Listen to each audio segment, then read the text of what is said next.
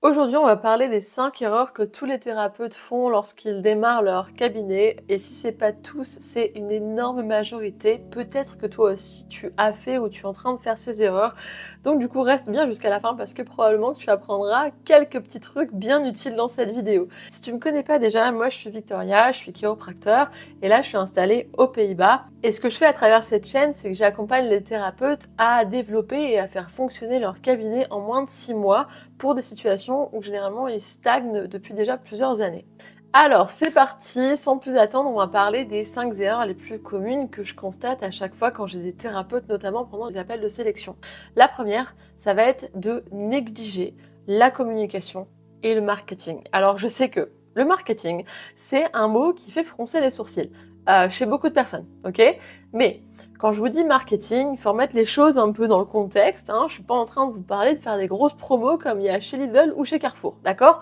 Je suis en train, quand je dis marketing, c'est simplement que je suis en train de dire la manière dont vous allez diffuser votre message, ok? Et d'ailleurs, ça rejoint assez vite la deuxième erreur. La deuxième erreur, c'est de négliger l'offre, la niche et vous, votre identité. Alors, qu'est-ce que j'entends par là? On va un peu déblayer le chantier. Parce que votre identité, c'est quoi? C'est qui vous êtes vous en tant que personne, donc votre identité personnelle, mais aussi votre identité en tant que thérapeute. Et après, si on extrapole un peu plus, c'est votre identité en tant que clinique, en tant que centre. Si vous avez par exemple un centre avec plusieurs praticiens ou alors des collaborateurs, quelle est l'identité que vous voulez que votre centre incarne? En fait, et là, quand je dis identité, je parle pas d'identité visuelle, je parle pas juste du code couleur et du type de police que vous utilisez sur vos cartes de visite. Je parle vraiment des valeurs, du sens, de la mission, du service que vous proposez, et donc du coup, en fait, de votre identité personnelle, parce que du coup, ça va rejoindre, quand on est thérapeute, on met quand même beaucoup de nous et notre personne dans ce qu'on fait. Donc c'est important de ne pas la négliger pour pas faire un truc qui est complètement à l'encontre de qui vous êtes. C'est pour ça que je l'inclus aussi là-dedans. Mais une fois que vous avez plus idée de vous, ce qui est important pour vous, vos valeurs à vous, ce qui vous plaît, ce qui fait vibrer votre cœur, ben, du coup, là, votre identité d'entreprise, d'entrepreneur et du coup, comme j'ai dit, de centre d'entreprise globale, au sens plus large, va prendre forme. Et du coup, à partir de là, vous saurez plus avec quel type de population vous voulez travailler. Donc, ça va déterminer du coup votre niche. Et quand vous aurez une meilleure idée aussi des problèmes que vous réglez pour votre niche, et bien du coup, de là, vous aurez tout de suite en fait un message qui est plus clair. Donc, la deuxième et la première erreur sont fortement liées. Maintenant, vous comprenez pourquoi, parce que forcément, on ne peut pas avoir un marketing et une communication efficace si on n'a pas fait tout ce travail de identité, de niche et de message en amont. Et d'ailleurs, c'est pour ça aussi que moi, pendant les appels de sélection, j'entends des fois beaucoup de gens qui me disent « Oui, mais j'ai déjà essayé les publicités Facebook, les publicités Google, j'ai essayé de publier en organique, tout ça, machin, ça n'a pas marché. » Bah oui, évidemment, mais ça, en fait, j'aurais déjà pu te le dire avant que tu me le dises, clairement. Parce que, en fait, si tu t'es jamais formé à ça, si t'as pas appris comment... Et là, je parle pas du technique, je parle pas de tous les tutos que vous voyez sur YouTube de comment créer un compte Google, comment lancer une Google Ads, comment lancer une Facebook Ads. Ça, tout le monde, est même vraiment même un pecno qui a passé 2 heures sur YouTube, peut vous montrer comment on crée un compte et comment on lance une publicité. Clairement, c'est pas de ça que je parle. C'est vraiment de comprendre, en fait, comment est-ce qu'on forme un message pertinent pour que ça aille toucher les gens et qu'après, ça génère des rendez-vous. Ok? Et c'est pour ça que je vous dis qu'en fait, le marketing et la communication, ça n'a strictement rien à voir avec les grosses promos que vous voyez chez Lidl ou chez Carrefour. En fait, le marketing, c'est vraiment un terme poubelle, un petit peu comme la fibromyalgie. Voilà, quand le médecin ne sait pas ce que vous avez et que moi j'ai plein de patients soi-disant fibromyalgiques, ils viennent au cabinet, ils passent 3 semaines avec moi, tout de suite ils vont mieux, il n'y en a plus de la fibromyalgie en fait. Mais c'est juste que le médecin ne savait pas ce qu'ils avaient, paf, fibromyalgie, bam. Et ben en fait, marketing c'est un peu pareil. Genre, les gens voient une publicité passer, les gens voient une promo dans le catalogue de Lidl, les gens voient, je sais pas, j'en sais rien, des publicités Chanel sur un arrêt de bus. Tout ça c'est du marketing en fait. Voilà, donc ça veut tout et rien dire. C'est pour ça que, en fait, la communication de marketing, par exemple, pour un cabinet en libéral, ou un thérapeute, ou une activité de coaching, par exemple, ou d'accompagnement, voilà, ça va avoir rien à voir avec d'autres sphères. C'est pour ça, en fait, que vous pouvez pas... Il y a trop de gens, en fait, que je vois qui font ça et qui perdent une thune, mais de ouf, et un temps et une énergie incroyable, à faire appel à des prestataires qui ne sont pas qualifiés pour leur domaine de compétence. Je me souviens, j'avais un copain qui avait dépensé, je crois, 3 000 € pour une agence des publicités, je crois, donc Google ou Facebook. Et je sais même pas si dans les 3 000 euros, ça incluait le budget publicitaire. Ça lui avait rapporté 0 patient. Pourquoi? Parce que c'était une agence de pub qui gérait en fait qui avait des compétences complètement différentes, mais certainement pas les compétences nécessaires qui étaient appropriées pour un petit cabinet en libéral. Voilà. Et c'est ça le truc, c'est qu'en fait, il y a plein de gens qui font appel à des agences qui ne marchent pas, mais j'ai envie de dire, bah oui, mais c'est évident en fait. Vous allez parler à des gens qui vont, je sais pas, s'occuper d'entreprises de e-commerce ou qui vont faire des grosses marques. Les grosses marques, qu'est-ce qu'elles cherchent? C'est ce qu'on appelle du brand awareness. Donc ça veut dire de montrer la tronche de leur marque ou de leur produit au plus de gens possible. Nous, c'est pas du tout ce qu'on veut faire en tant que thérapeute. C'est bien moyen de cramer votre budget publicitaire si vous faites ça et forcément d'avoir 0 résultat, évidemment, en fait. Et là, ça va nous amener du coup à notre 3e point qui est négliger la formation continue. Et quand je dis formation continue, je ne parle pas par exemple des séminaires, parce que je sais que vous en faites, moi je suis thérapeute, je sais ce que c'est d'être passionné, de faire des séminaires de pédia, de neurologie, de technique, à l'appel, c'est pas de ça que je parle. Je parle de vos compétences entrepreneuriales. Faites un tableau. Voilà, prenez une feuille là, faites un tableau avec 2 colonnes et mettez dans chaque colonne l'argent que vous avez dépensé pour vous former et devenir un bon thérapeute. Donc dedans, vous mettez le prix de vos études. Donc si c'est comme moi, à peu près 10 000 euros par an pour au moins 5 à 7 ans, bah, vous voyez entre 50 000 et 70 000 euros juste pour les études. Et ça inclut même pas les frais de la vie. Vous mettez vos dépenses matérielles, vous mettez vos dépenses de séminaire. Je suis sûre que vous arrivez à un montant astronomique. Et de l'autre côté, dans l'autre colonne, vous mettez l'argent que vous avez dépensé pour vous former en entrepreneuriat. Et là, je suis quasiment sûre qu'on sera vraiment plus proche des zéros, concrètement. Je sais parce qu'en fait, c'est quelque chose que je fais à chaque fois avec beaucoup de mes élèves. Et en fait, ça les fait se rendre compte visuellement de la différence, en fait, et surtout, ça leur fait comprendre pourquoi aujourd'hui leur cabinet n'a pas de succès. Voilà. Pourquoi est-ce qu'ils n'arrivent pas à trouver des patients? Pourquoi est-ce qu'ils comprennent rien des fois quand je leur parle de acquisition, conversion, rétention? Parce que, en fait, ils ont simplement pas les compétences encore à ce stade pour comprendre tout ça. Donc forcément, quand on n'arrive même pas à comprendre, évidemment, on va pas trouver de solution, on va pas réussir à faire fonctionner un truc qu'on comprend même pas où est le problème déjà à la base. Voilà. La 4e erreur, c'est de vouloir faire tout seul. Alors, je sais pas vraiment d'où ça vient, ce truc-là. J'avoue que j'ai un peu de mal à l'expliquer, en fait, parce que moi, c'est quelque chose que j'ai pas, en fait. Mais des fois, en face de moi, j'ai des gens qui me disent, et ça, encore une fois, c'est vraiment pendant les appels de sélection, qui me disent oh bah tu sais, ça me coûte vraiment d'être là devant toi. Je suis contente de faire l'appel de sélection, je suis contente de rentrer dans le programme, donc le système du coup. Mais vraiment, j'ai dû réfléchir et j'ai dû prendre sur moi et j'ai réfléchi pendant plusieurs semaines avant de postuler pour rejoindre le programme et je sens dans leur voix, quand ils m'en parlent, que ça leur coûte vraiment. Il faut qu'ils prennent sur eux en fait pour demander de l'aide. Et moi je comprends pas en fait parce que bah, quand on sait pas, enfin, je sais pas, avant de savoir lire et écrire, bah, il a bien fallu que vous alliez à l'école, en fait. Et vous l'avez pas sucé de votre pouce, en fait, de lire et d'écrire. On vous l'a appris. Il y a quelqu'un, une maîtresse, qui vous a dit, bon, bah, ça se lit comme ça, ça s'écrit comme ça, là, t'as fait une faute, c'est comme ça qu'il faut faire. Bon, bah, voilà, en fait, c'est tout, c'est simple, en fait. Et vous qui avez fait, du coup, pour être thérapeute des études, bah, c'est le même principe. Il y a personne qui, après le bac, vous a demandé de tout seul essayer de comprendre comment on devient chiropracteur. Enfin, ce serait même complètement ridicule, voire même dangereux de faire ça. Donc en fait, c'est pour ça que moi je comprends pas. Genre, quand on n'a pas les compétences, par exemple, pour monter un cabinet, ou autre chose, peu importe. Il y a des gens, ils vont passer littéralement des fois 10 ans à essayer, à s'évertuer de comprendre comment on fait les choses seul, d'essayer de faire tout seul, alors qu'il y a des gens qui ont déjà fait ce qu'ils veulent réussir à faire, qui ont eu beaucoup de succès. Moi, c'est le cas, par exemple, dans mon programme avec mes élèves. Il y en a plein qui ont beaucoup de succès dans leur cabinet, donc c'est vraiment qu'il y a quelque chose qui marche, visiblement. Et non, en fait, des fois, j'ai des gens en face de moi qui me disent « Ouais, je suis pas sûre » et tout ça, voilà. Et je sais que bah voilà, je vais les revoir en appel de sélection, peut-être dans 1 an, peut-être dans 6 mois. Ils vont me recontacter parce que forcément, leur activité stagnera toujours au stade où elle en est. Mais évidemment, parce qu'en fait, on sait pas ce qu'on sait pas, voilà.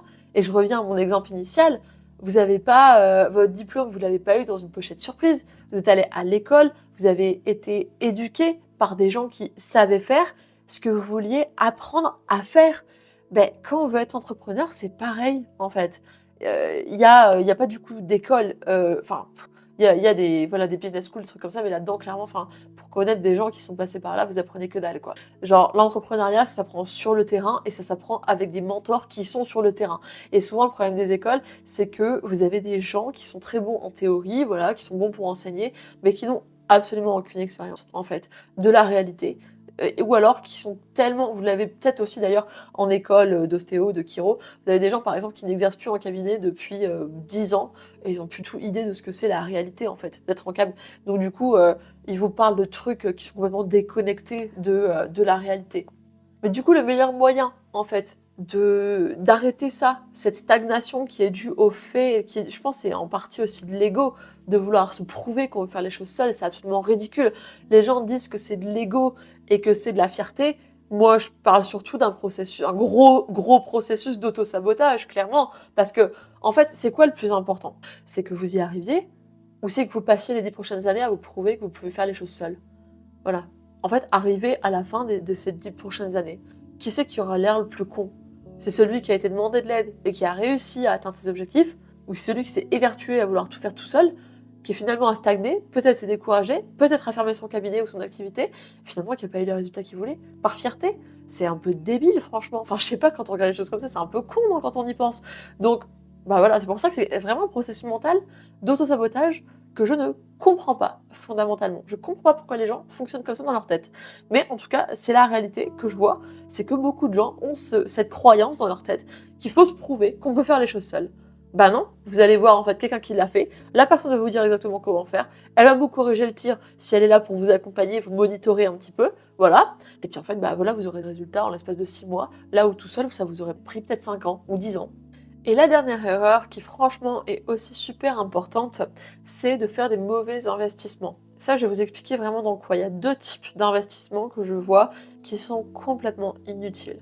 Et malheureusement, que beaucoup de personnes font.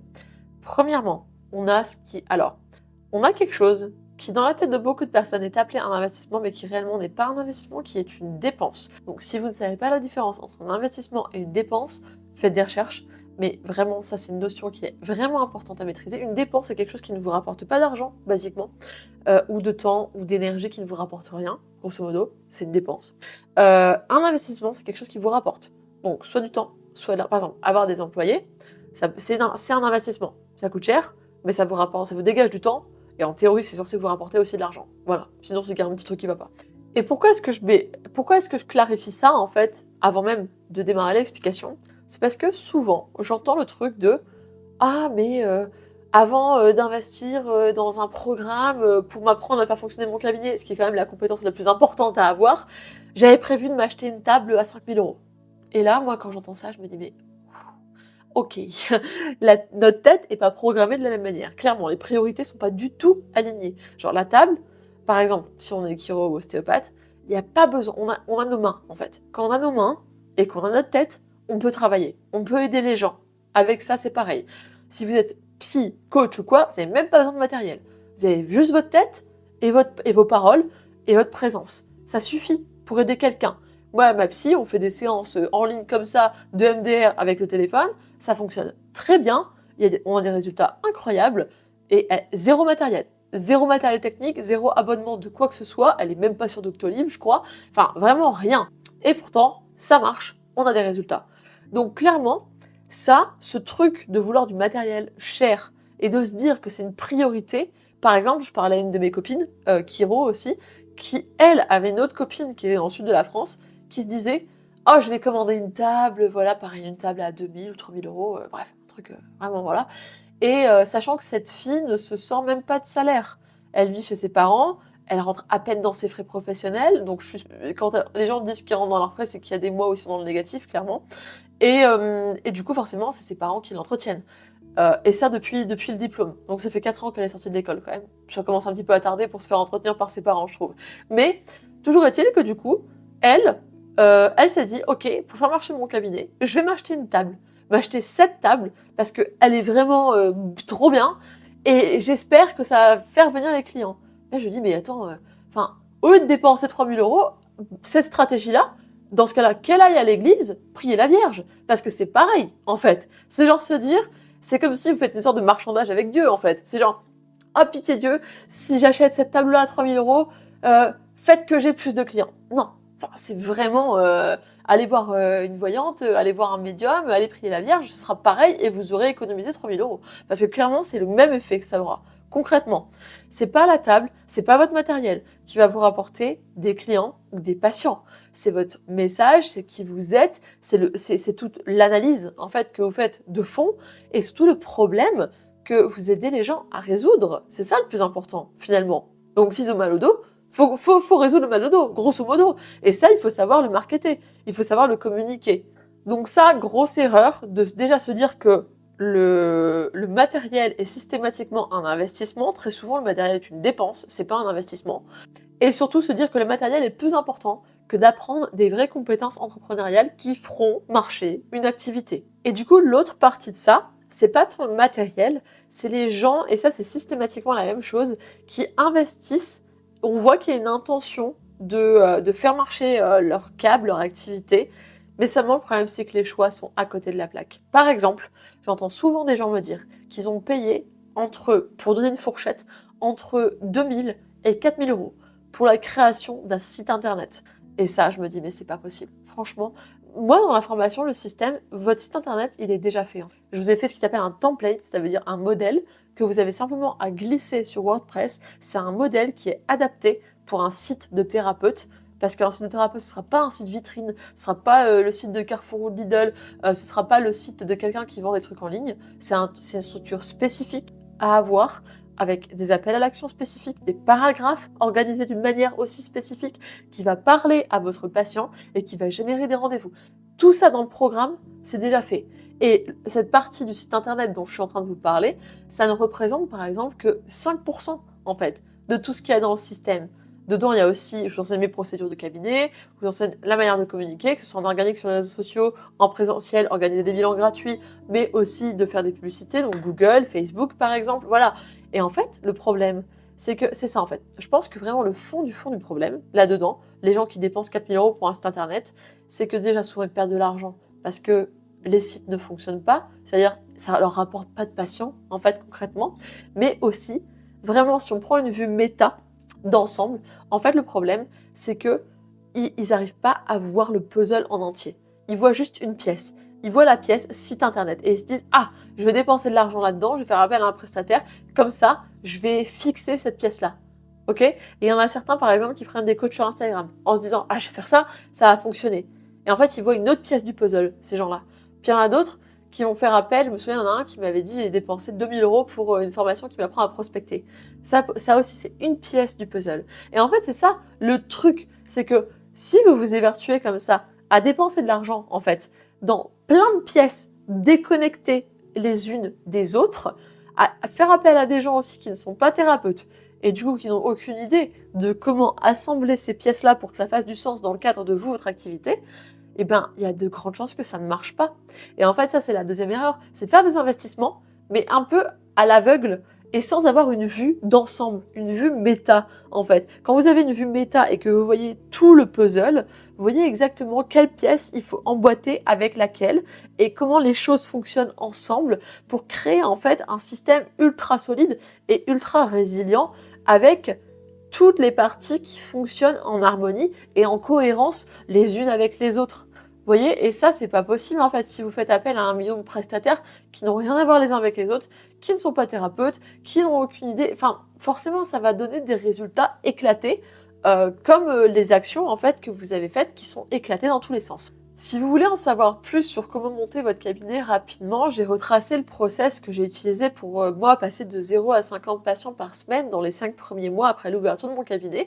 Et tout ça, je voulais répertorier en fait dans un challenge gratuit. Donc c'est un challenge par email, vous recevez un email par jour grosso modo pendant 14 jours. Et dedans, je donne énormément d'informations sur les erreurs à éviter, les stratégies à mettre en place. Vous pouvez le retrouver, je pense, en description, juste en bas de la vidéo. Et vous cliquez, vous mettez votre adresse, puis hop, à partir de là, vous recevez chaque jour un petit email, enfin un gros email parce qu'il y a quand même beaucoup d'informations dedans et j'ai eu d'excellents retours dessus. Donc du coup, je peux que vous le conseiller et je pense réellement que ça va vous aider. Moi, je vous dis à bientôt du coup et je vous retrouve dans les prochaines vidéos.